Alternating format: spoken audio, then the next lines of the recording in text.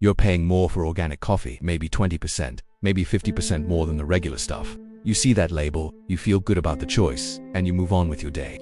But here's what nobody tells you. That word organic on your coffee bag. It doesn't mean what you think it means. And the coffee industry is counting on you not asking questions. I'm going to show you exactly what you're paying for when you buy organic coffee. And more importantly, what you're not getting. Because once you understand how organic certification actually works, you'll never look at a coffee label the same way again. And stick with me, because toward the end I am going to reveal which major coffee brands are actually worth the premium and which ones are just selling you expensive marketing. Let's start with what organic actually certifies. In most major markets, organic coffee is defined by agricultural standards at the farm level. That certification focuses on which fertilizers were allowed, which pesticides were avoided, how soil was managed, and whether synthetic chemicals touched the plant during cultivation. Notice what's missing from that list: freshness, roast quality, processing methods, storage conditions, or flavor. The USDA organic seal, the EU organic logo, and similar certifications around the world all follow this same pattern. They regulate the farm, not what happens after. Here's where it gets interesting. Once those green coffee beans leave the certified organic farm, they enter a supply chain that can span months and multiple countries. The beans can sit in a warehouse in Colombia for 2 months. They can travel by ship to Europe, spending another month in transit. They can sit in an importer's facility in Hamburg for 3 more months. Then they get shipped to a roaster in the UK, where they might wait another 6 weeks before being roasted. Add 2 more months on a retail shelf, and you're looking at coffee that's nearly a year removed from harvest. The organic certification remains completely valid throughout this entire journey. The quality does not. But here's what most people don't realize. Organic certification has annual inspection requirements and paperwork trails, but it has 0 requirements for timeline.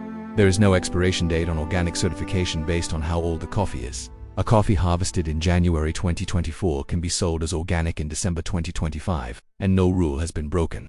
The certification only cares that the coffee was grown according to organic standards. It never asks when. Now let's talk about what organic actually permits, because this is where the marketing diverges sharply from reality. Organic does not mean chemical-free. It means a restricted list of approved substances. Copper sulfate, for example, is widely used as a fungicide in organic coffee farming. It's a natural mineral compound, so it qualifies as organic, but it's absolutely a chemical intervention. Rotenone, derived from plant roots, was used in organic farming for years before being restricted due to toxicity concerns. The point is not that organic farming is deceptive.